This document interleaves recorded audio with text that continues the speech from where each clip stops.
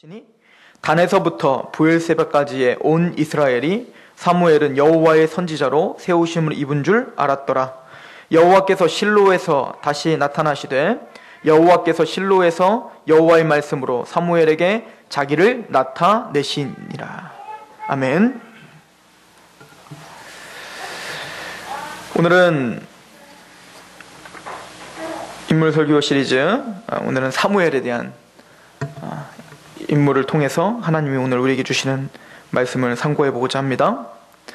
사무엘은 너무나 잘 아는 인물이지요. 우리가 잘 아는 만큼 사무엘은 대단히 중요한 위치에 있는 사람입니다. 왜냐하면 암흑과 같은, 하나님의 말씀이 없었던 암흑과 같은 사사시대를 마무리 짓고 이제 하나님의 통치함이 있을 왕정시대를 시작하는 여는 역할을 사무엘이 합니다. 그래서 사무엘은 선지자고 또 제사장의 역할도 하며 그리고 위대한 사사로서의 역할도 합니다. 그래서 우리가 마지막 사사는 우리 사무엘이라고 이야기를 합니다. 사무엘은 그 유명한 이름답게 참 위대한 사람입니다. 먼저는 사무엘은 위대한 사사입니다. 그래서 여러분들이 사무엘이 전쟁에서 승리했던 사건을 아십니까? 사무엘상 7장에 가면 이스라엘 백성들이 블레셋과 전투가 벌어지게 되는데, 그때 사무엘은 앞장서서 나가서 그 이스라엘을 위해서 제사를 드리고 기도를 하고, 그리고 마침내는 하나님의 승리를 이끌어내는 지도자 역할을 합니다. 바로 사사의 역할을 한 겁니다. 지금까지 우리가 사사기를 통해서 사사들이 어떤 역할을 했는지 아시죠? 이스라엘 백성들이 이방 민족들에 의해서 괴롭힘을 당하고 뭔가 압제를 당할 때 하나님은 사사, 하나님의 성령이 기름 부음 받은 한 명의 위대한 지도자를 세워서 그 이스라엘 백성들을 구원해내는 사사를 세웠는데, 그 사사가 바로 사무엘이었던 겁니다. 사무엘이 그 전쟁에서 승리하고, 여러분들이 잘 아는 단어를 이야기합니다. 에베네셀의 하나님이라고 말합니다. 이건 뭐죠? 여호와께서 여기까지 우리를 도우셨도다. 이게 사무엘상 7장 12절에 있는 말씀입니다. 즉 사무엘은 이 전쟁에서 승리를 하고 이 모든 승리와 모든 영광은 다 하나님의 것임을 에베네셀이라 고백하며 하나님께 드리십니다. 즉 사무엘은 사사이면서 삼손과는 다르게 겸손한 사사입니다. 그리고 하나님 앞에 철저히 엎드리는 사사입니다. 그래서 우리는 사무엘은 위대한 사사라 부릅니다. 또한 사무엘은 사사일 뿐만 아니라 우리가 잘 알고 있듯이 선지자이죠.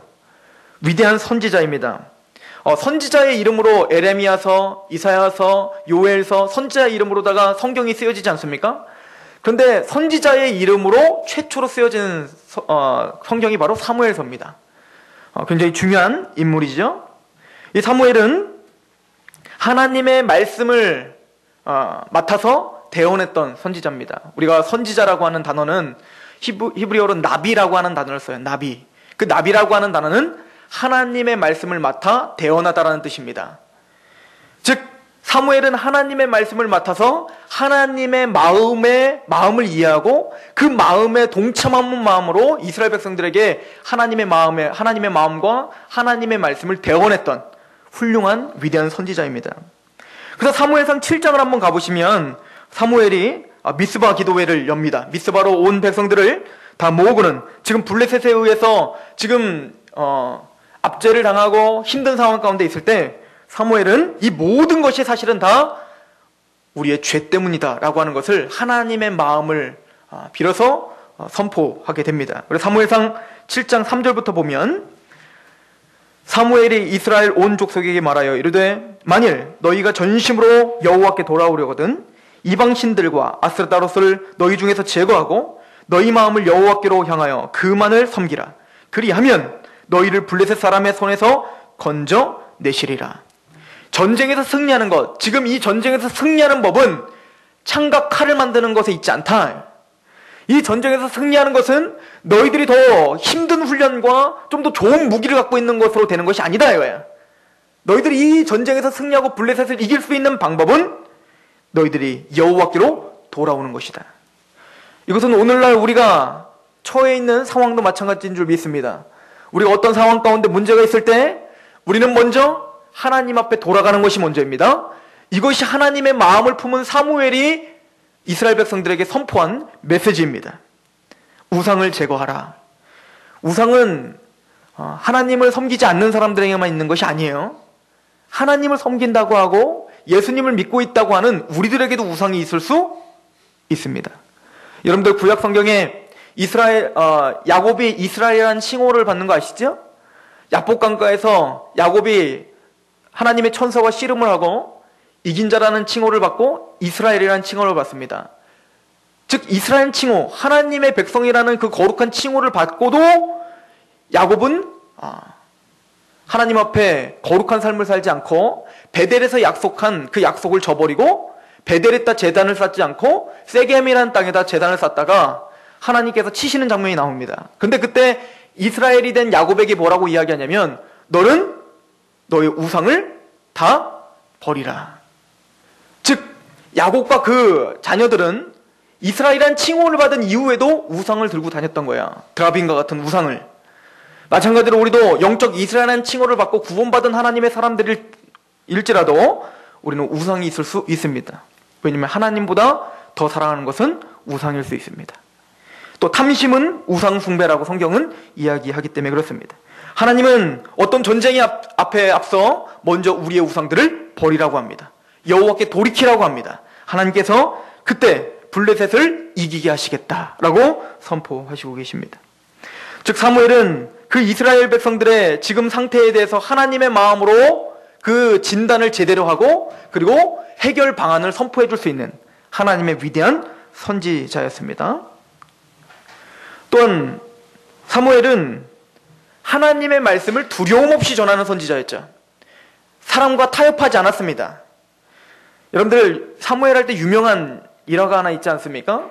사울 왕이 아말렉과 전쟁을 할 때에 그 전쟁 중에 사무엘이 계속 늦게 오는 겁니다. 사무엘이 와서 제사를 드려야 되는데 사무엘이 계속 늦게 오니까 이제 막 아말렉이 계속 쳐들어오고 지금 시간이 지체되면 인간적으로 볼 때는 이거는 패할 수밖에 없는 겁니다.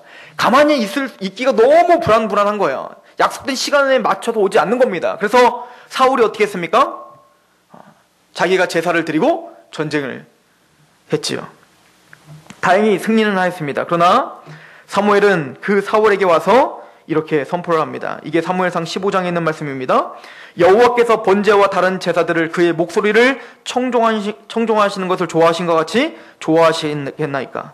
순종이 제사보다 낫고 듣는 것이 수장의 기름보다 낫다. 왕이시여, 당신은 제사를 드리는 것보다 하나님 앞에 순종하는 것이 더 나은 것을 모르고 계십니까? 종교적으로 하나님 앞에 뭔가 드리는 것보다 종교적인 어떤 생활을 하는 것보다도 하나님 앞에 오늘 하루 순종하며 사는 것이 훨씬 더 하나님을 영광스럽게 한다는 것을 당신은 모른단 말입니까? 그 이스라엘의 왕 앞에서 사무엘은 전혀 타협함이 없이 하나님의 말씀을 그대로 선포할 수 있는 담대한 선지자였습니다. 그래서 우리는 사무엘을 위대한 선지자라고 이야기합니다. 또한 사무엘은 위대한 제사장이었죠. 우리 사무엘상 7장을 한번 또 보세요. 7장 5절부터 보시면 사무엘상 7장 5절에 사무엘이 이르되 온 이스라엘은 미스바로 모이라. 내가 너희를 위하여 여호와께 기도하리라 하매 그들이 미스바에 모여 물을 길어 여호와 앞에 붓고 그날 종일 금식하고 거기서 이르되 우리가 여호와께 범죄하였나이다 하니라. 사무엘이 미스바에서 이스라엘 자손을 다스리니라. 사무엘은 하나님과 이스라엘 백성 사이 중간에 서서 이스라엘 백성들의 죄를 대신 하나님께 기도하며 제사를 드리는 제사장이었습니다. 여러분들이 잘 아시죠? 사무엘이 태어날 당시에 엘리 제사장은 타락했으나 사무엘은 거룩한 하나님의 제사장으로서 사역을 담당했지요. 또한 사무엘은 가는 곳마다 하나님 앞에 제단을 쌓는 제사장이었습니다. 우리 7장 17절을 보겠습니다. 7장 17절 시작.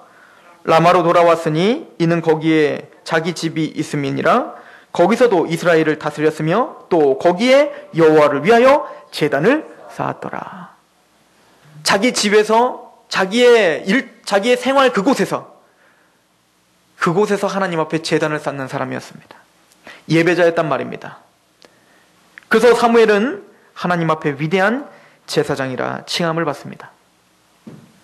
사무엘은 위대한 사사며 위대한 선지자며 위대한 제사장입니다. 그런데 우리가 성경의 인물 설교를 하면서 항상 유념해야 될 것이 있습니다. 여러분들이 성경을 보면서 항상 유념해야 될 것, 이미 우리는 알고 있죠? 사무엘이 성경의 주인공이 아니라는 사실입니다. 아브라함이 주인공이 아닙니다. 바울이 주인공이 아니란 말입니다. 여러분들 인생에 있어서 여러분들이 주인공이 아니란 말입니다. 그럼 누가 주인공입니까? 하나님이셔요. 성경의 주인공은 하나님이십니다. 하나님의 주권과 하나님의 섭리가 사무엘을 사무엘답게 만드시는 겁니다. 아브라함을 아브라함답게 만드시는 겁니다. 오늘 여러분들을 하나님의 백성답게 만드시는 겁니다. 믿으십니까? 그래서 우리에게 소망이 있는 거예요. 우리는 우리 스스로 하나님답게, 하나님의 백성답게, 의인답게 거룩함 이룰 수 없는 자들입니다. 오늘 위대한 사사요, 선지자요, 제사장인 사무엘 또한 사무엘이 잘나서 사무엘 된 것이 아니라는 사실을 오늘 확인하려고 하는 것입니다. 바로 그 뒤에 하나님이 계시다는 거예요. 하나님이 사무엘을 인도하셨다는 겁니다. 여러분들 잘 아시죠? 사무엘과 상관없이 사무엘의 어머니인 한나가 기도하에서 태어난 사람이 바로 사무엘입니다.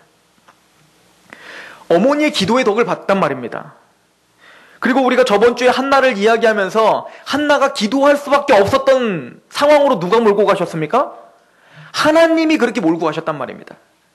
사무엘이 이렇게 생각해야 돼요. 아, 내가 이렇게 사무엘 다워진 것, 내가 위대한 사사요, 위대한 선지자요, 또 위대한 하나님의 제사장으로서 이렇게 힘있게 사역할 수 있는 이유는 내가 잘나서가 아니라 바로 에베네셀 하나님, 지금까지 여기까지 우리를 도우신 그 하나님이 나를 인도하셨구나. 내가 태어나기도 전에 우리 어머니가 나를 위해서 기도하고 그 기도로 태어난 나기 때문에 이렇게 된 거구나. 더 나가서 우리 어머님이 기도한 것도, 우리 어머니 한나가 기도한 것도 하나님께서 그렇게 몰고 가셨구나. 기도할 수밖에 없게 몰고 가셨구나. 다 누구의 은혜구나? 하나님의 은혜였구나. 사무엘은 아마 이것을 깊이 있게 깨닫고 있었을 것이라고 믿습니다. 하나님은 항상 각 시대마다 우리가 살고 있는 이 땅에서, 또 때로는 다른 곳에서 그 상황에 맞게, 환경에 맞게 하나님의 일을 할 수 있는 하나님의 사람들을 준비시켜 주시고, 그리고 하나님의 뜻에 맞게 인도하시며 지금도 이끌어가고 계십니다. 이것은 사무엘 때뿐만 아니라 아브라함 때도 마찬가지요. 또한 베드로와 야고보와 바울 때뿐만 아니라 칼빈이나 루터 같은 종교개혁자들의 시대뿐만 아니라 또한 오늘날 우리에게도 마찬가지입니다. 오늘 한국 사회에서 지금 우리의 상황에 맞게 하나님은 이 상황에서 하나님의 뜻을 이룰 수 있는 하나님의 사람들을 사무엘처럼 택하시고 인도하시고 지금도 그 섭리로 붙잡고 가고 계신다는 얘기예요. 특히 사무엘이 태어난 그 시대에는 하나님의 말씀이 희귀했던 시대였습니다. 사무엘상 3장에 한번 보세요. 사무엘상 3장 1절에 아이 사무엘이 엘리 앞에서 여호와를 섬길 때에는 여호와의 말씀이 희귀하여 이상이 흔히 보이지 않았더라. 하나님의 말씀이 들리지 않을 때였습니다. 하나님의 진리의 말씀이 제대로 선포되지 못할 때였습니다. 지도자가 없었던 게 아니에요. 수많은 제사장들이 있었습니다. 그러나 우리가 보여주는 대로 그 제사장이었던 엘리의 가문은 어떻게 했어요? 타락했습니다. 하나님의 말씀을 그대로 전파하지 못했단 말입니다. 그러나 이러한 시대는 단순히 사무엘 시대뿐만 아니라 항상 있어 왔습니다. 그리고 오늘날도 많은 교회들이 있고 또 많은 설교들이 넘쳐나지만 세상적인 긍정적인 사고방식과 여러 가지 세상 문물이 묻어진 말씀이 선포될 뿐입니다. 20년, 30년을 다녀도 성경이 어떤 맥인지를 모를 정도로 평생을 교회를 다니는데도 도대체가 누가 누군지를 모르는 거예요. 성경 말씀을 이해하지도 못합니다. 성경에서 가장 중요하다고 하는 믿음으로 구원받는다는 얘기도 희미해진 시대입니다. 이게 우스운 이야기가 아닙니다. 얼마 전에 어떤 청년이 저한테 전화가 왔습니다. 그리고는 그렇게 저에게 이야기를 합니다. TV를 보는데 어떤 세미나를 했나 봐요. 이렇게 뭐 아침창 뭐 그런 데 보면 세미나 같은 거 하지 않습니까? 그때 세미나하는 내용들이 너무 좋더라는 거예요. 아, 좋다. 세상적인 어떤 동기부여를 하는 전문가겠죠. 인생을 어떻게 살아야 될 것인가에 대한 세미나였습니다.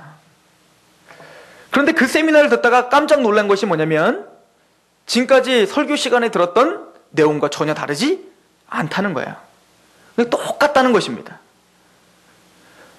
교회에서 설교를 듣건 바깥에서 그런 동기부여 세미나를 듣건 똑같은 메시지가 들어오는 거야. 그리고 거기에 구원의 확신, 하나님에 대한 믿음, 거듭남의 체험, 이런 것들은 희미하게 사라지는 시대입니다. 그래서 오늘 여러분들이 중요합니다. 그 암흑과 같은 말씀이 희미했던 시대에 사무엘이 준비된 것처럼 저는 오늘 저와 여러분들이 준비되고 있는 줄 믿습니다. 그렇게 믿으셔야 됩니다. 우리 교회만 잘났다고 이야기하는 게 아니에요. 이건 모든 교회가 이렇게 믿으셔야 되는 겁니다. 그래서 하나님의 말씀을 어찌하든 정확하게 해석하려고 부단히도 노력하는 성도와 목회자가 돼야 됩니다.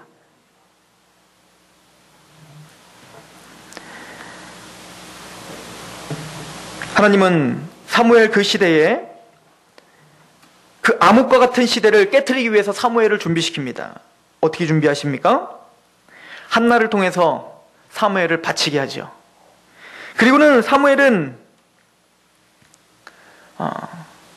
태어나서부터 성소에서 자라가게 됩니다.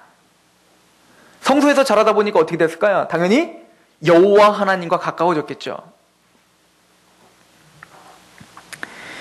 항상 하나님의 제사를 드리는 법을 계속 봤을 것입니다. 그게 형식적이든 그게 뭐 진심을 담든 어려서부터 하나님을 섬기는 법을 옆에서 계속 보면서 자랐을 것입니다. 그랬던 사무엘을 하나님이 부르시지요. 사무엘아, 사무엘아. 여러분들 그거 아십니까? 항상 하나님이 누군가를 택하시고 부르실 때는 이름을 부릅니다. 아브라함도 아브라함이라는 이름을 부르지요. 또 하나님께서 마리아를 부를 때, 동정녀 탄생을 한 마리아를 부를 때 마리아라, 마리아라는 이름을 부를 때 그때 하나님을 깨닫고 하나님을 만나는 체험을 합니다. 모세 또한 모세라는 이름을 정확하게 부르죠. 이 얘기는 하나님께서 개개인을 온전하게 아시고 온전하게 사랑하신다는 의미인 거예요. 하나님이 저와 여러분들을 사무엘처럼 준비시키고 부르실 때 하나님은 우리의 이름을 아십니다. 예수님께서 나다나엘을 부를 때 나다나엘에게 그렇게 이야기를 합니다. 내가 무화과나무 밑에서 네가 기도할 때, 무화과나무 밑에서 네가 있을 때 나는 그때 너를 알았다. 내가 너를 알았다. 너는 나를 몰랐지만 나는 너를 알았다. 그때 그 제자는 감격하죠. 하나님인 걸 그때 깨닫게 됩니다. 마찬가지로 하나님은 여러분들을 개개인적으로 부르시는 거예요. 이름을 불러가며 부르십니다. 하나님은 나보다도 나를 더 잘 아십니다. 우리 시편에 있는 말씀을 한번 보고 가볼까요? 시편에 보세요.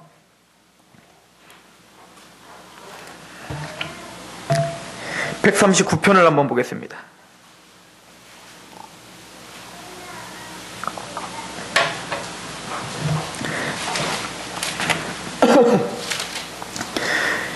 다윗이 쓴 시입니다. 시편 139편 1절부터 보면 이렇게 써 있어요. 여호와여, 주께서 나를 살펴보셨으므로 나를 아시나이다. 주께서 내가 앉고 일어섬을 아시고 멀리서도 나의 생각을 밝히 아시오며 나의 모든 길과 내가 눕는 것을 살펴보셨으므로 나의 모든 행위를 익히 아시오니 여호와여, 내 혀의 말을 알지 못하시는 이것이 하나도 없으시니이다. 16절입니다. 한번 보세요. 내 형질이 이루기 전에 주의 눈이 보셨으며 나를 위하여 정한 날이 하루도 되기 전에 주의 책에 다 기록이 되었나이다. 하나님은 여러분들이 만들어지기도 전에, 여러분들이 엄마 뱃속에서 잉태되기도 전에 하나님은 여러분들을 아셨습니다. 하나님도 여러분들을 하늘에 기록해 두셨다는 거예요. 그래서 우리를 에베소서 1장은 바울이 뭐라고 합니까? 창세 전에 우리를 그리스도 안에서 택하사. 언제 택했다고요? 창세 전에. 하나님은 이미 여러분들을 알고 계셨습니다. 그리고는 알고 하나님이 뭔가 목적과 계획이 있어서 여러분들의 인생을 인도하고 계셨던 거예요. 때로는 우리가 어긋난 길로 가더라도 하나님은 하나님의 그 목적을 이루시기 위해서 여러분들을 치시기도 하고 위로를 주시기도 하고 여러분들과 함께 하시면서 오늘까지 인도하신 겁니다. 그래서 예수님을 만나게 하신 거예요. 그래서 하나님의 백성이 되게 한 겁니다. 마침내 사무엘을 사무엘답게 한 것처럼 마침내 여러분들을 하나님의 백성답게 만드신 거고 앞으로도 그렇게 인도하실 거 하는 겁니다. 이것이 하나님의 주권입니다. 우리는 그 주권 아래 있는 거예요. 우리 마음대로 살고 있는 것 같지만 하나님의 주권 가운데 여러분들은 보호를 받고 있습니다. 그래서 여러분들의 이름을 부르시는 겁니다. 믿으십니까? 사무엘은 그렇게 하나님이 이름을 부르신 거예요. 그리고는 하나님은 사무엘을 준비시킵니다. 좋은 가정에서 태어나 또 엘리 제사장에게 양육을 받게 합니다. 사무엘은 엘리 제사장에게 순종하며 하나님께 순종하는 법을 배웠을 것입니다. 여러분들 착각하지 마십시오. 엘리 제사장은 탁월한 영적 지도자가 아닙니다. 존경받을 만한 영적 지도자가 아닙니다. 맞습니까? 그러나 엘리 제사장에게 사무엘은 순종하지요. 하나님의 음성을 들었을 때 사무엘아 사무엘아 그 소리를 듣자마자 빨리 깨갖고 엘리 제사장이 부르는 줄 알고 당장 달려갑니다. 자다 말고. 난 안 불렀다. 두 번째 또 사무엘아 사무엘아. 그래서 또 일어나갖고 당장 달려가서 엘리 제사장에게 갑니다. 그게 뭐예요? 지금 몸에 배어 있는 거예요. 엘리 제사장이 뭘 하자 그러면 바로바로 막 움직이는 게 배어 있었던 겁니다. 사무엘이 그렇게 엘리 제사장에 보여지는 지도자에게 그렇게 순종하면서 하나님께 순종하는 법을 배웠던 거예요. 그리고는 세 번째에 또 그렇게 오니까 엘리 제사장이 이야기를 합니다. 아무래도 하나님이 부르시는 것 같다. 그러니까 너는 제가 여기 있습니다 라고 만약에 또 부르거든 그렇게 이야기하라.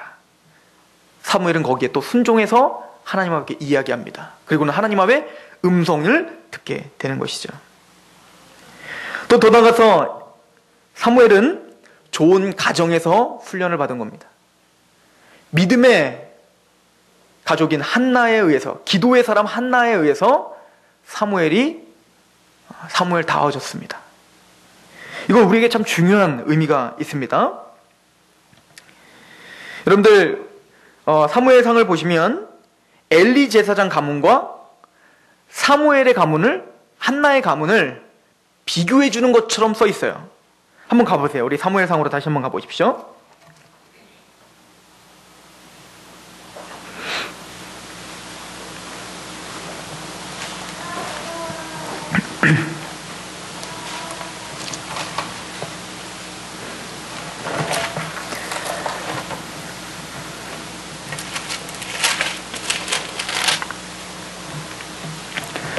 사무엘상 우리 2장을 가보시면 18절에 이렇게 써 있습니다. 2장 18절에 사무엘은 어렸을 때에 세마포 에봇을 입고 여호와 앞에서 섬겼더라.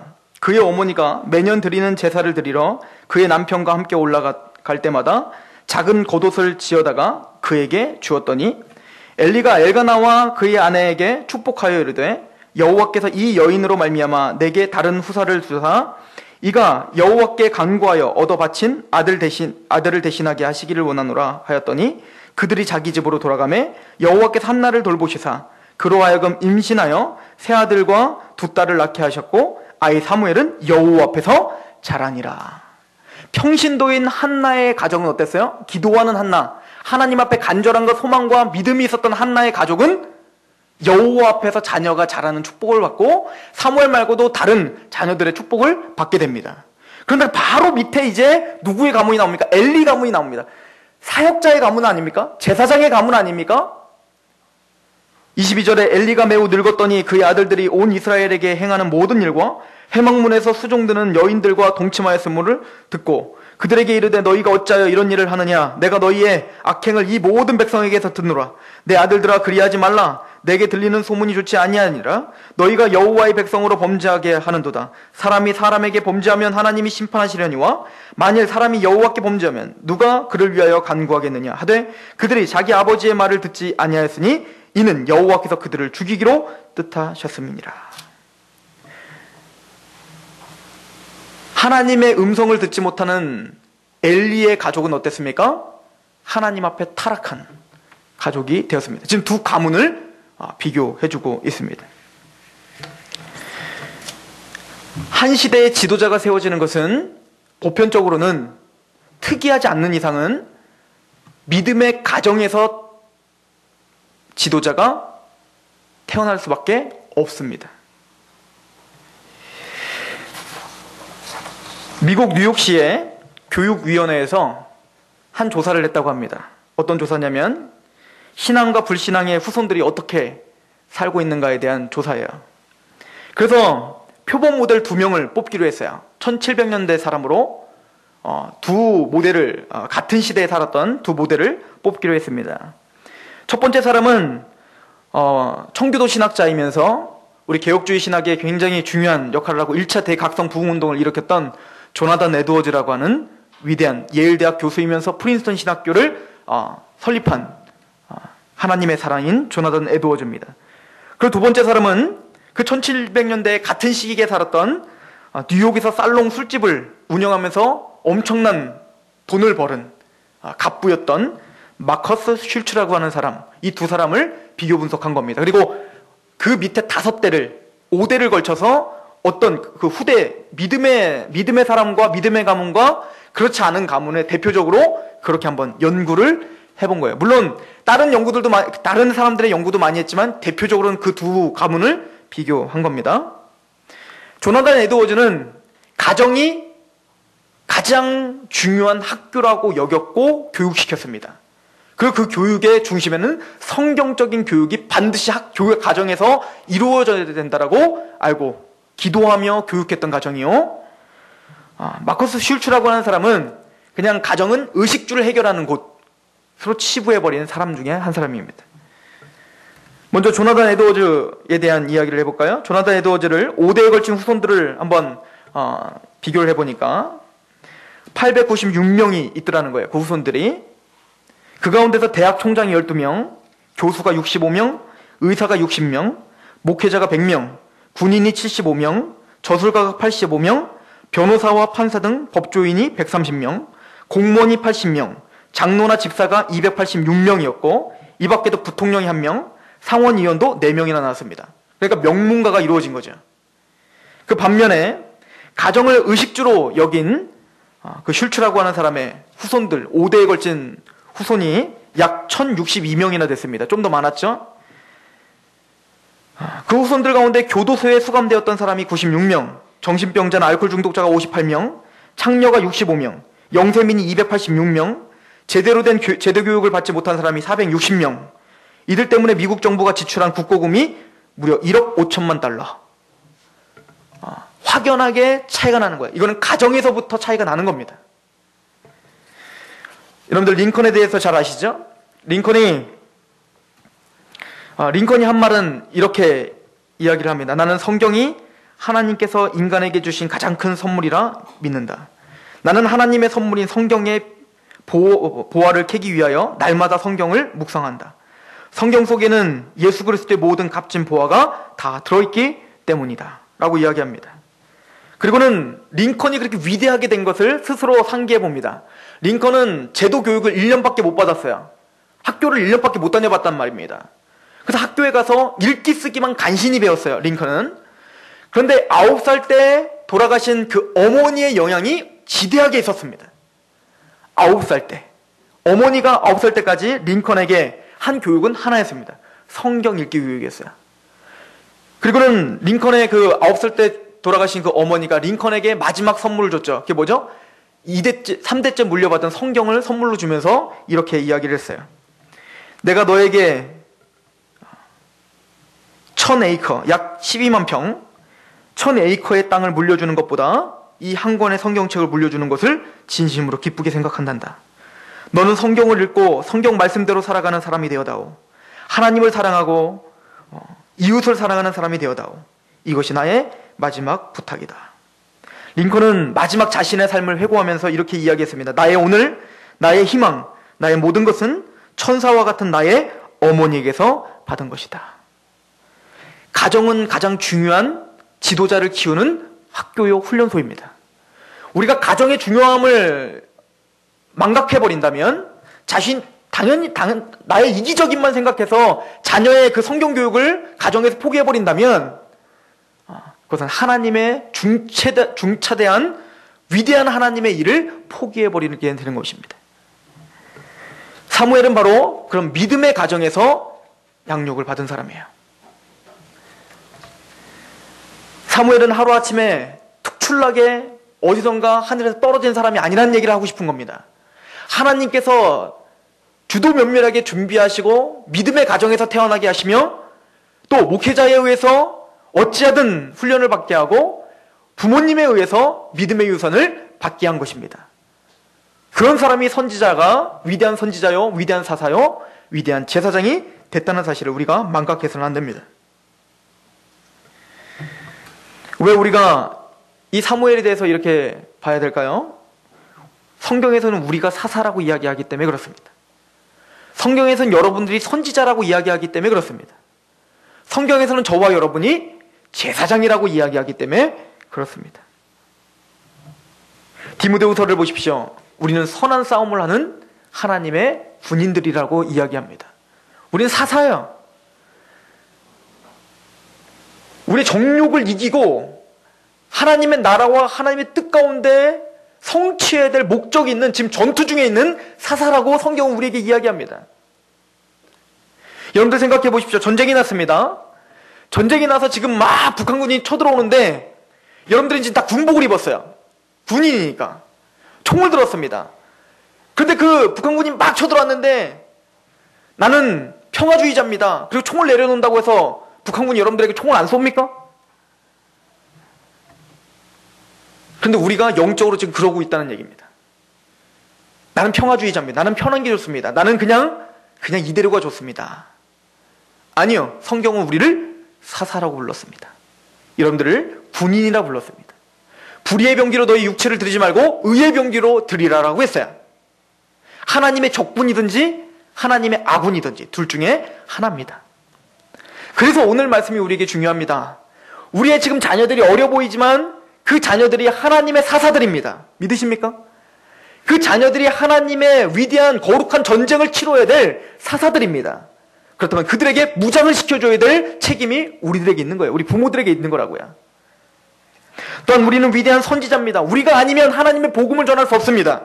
하나님의 복음을 맡아서 전파하는 선지자입니다. 고넬료가